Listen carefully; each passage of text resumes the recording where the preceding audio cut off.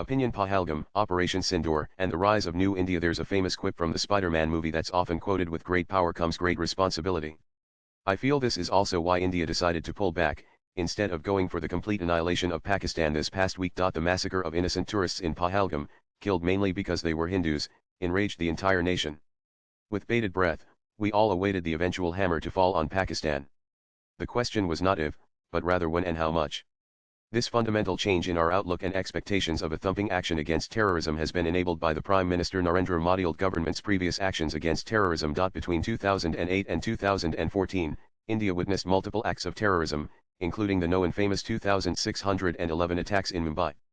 Prominent being the 2008 Jaipur blasts that killed 64 people and injured 140, the 2008 Ahmedabad blasts where 18 bomb blasts within 70 minutes killed 57 people and injured over 150, the 2611 Mumbai attacks that resulted in 166 deaths and over 300 injuries, the 2013 Hyderabad twin blasts that killed 17 people and injured over 100. Despite such major attacks, all that the UPA government did was exchange dossiers.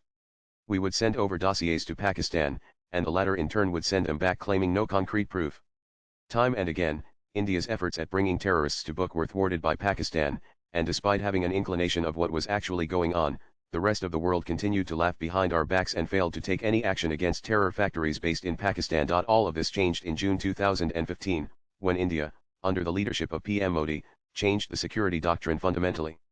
From Hum Loc cross nahi karenge, we won't cross the line of control, as championed by the previous governments, to giving complete freedom to our armed forces to go after terrorists wherever they were located. The impact could be felt immediately.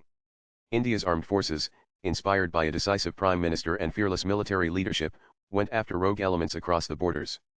First in Myanmar, then multiple times in Pakistan.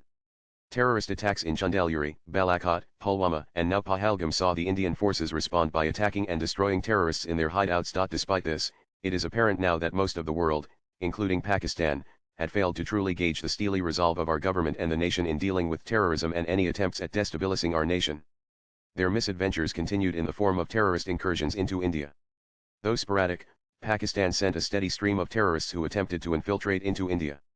They took measured steps to further their doctrine of death by 100 cuts for India, but Pahalgam was a step too far. Instead of rushing in with a retaliation, our government and security forces took their time to identify and locate major terrorist training camps and launch pads, which had been the fulcrum of their terror operations against India. On the night of May 7, as the rest of the nation slept, Operation Sindoor was launched.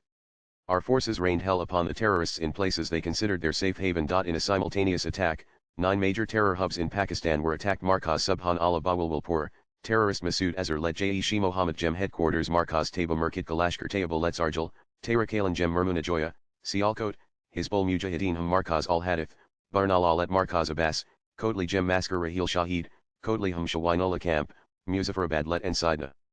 Bilal Camp Muzaffarabad Jem.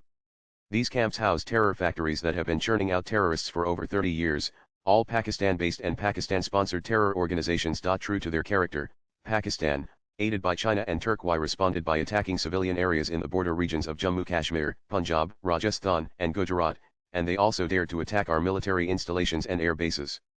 They used guns, tanks, missiles, drones, and even fired ballistic missiles, but all their attacks were swiftly and effectively countered by India's integrated counter-unmanned aerial system CUAS grid and air defense networks. Our forces responded in kind and destroyed multiple air bases deep inside Pakistan, including Nurkan Air Base, Rawalpindi Sargat Harahim Yarkhan Air Base, Polari Jacobabad Sukar Air Base, Rafiki Murid Air Base, Janian Pass Rar, and Sialkot Air Base.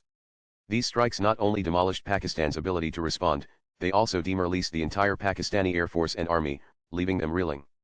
It is this basic fact that caused Pakistan to call for mercy, with Pakistan's Director General of Military Operations, in a 3:30 p.m. call to the Indian DGMO on May 14, 2025, requesting a ceasefire. Swipe left for next video. Operation Sindoor has showcased India's military prowess to the world, besides shattering Pakistan's defenses and dignity. India's latest air defense systems have proven their worth, capable of withstanding even ballistic missile attacks, underscoring our military superiority on the global stage. This is why the Indian defense stocks have started to skyrocket.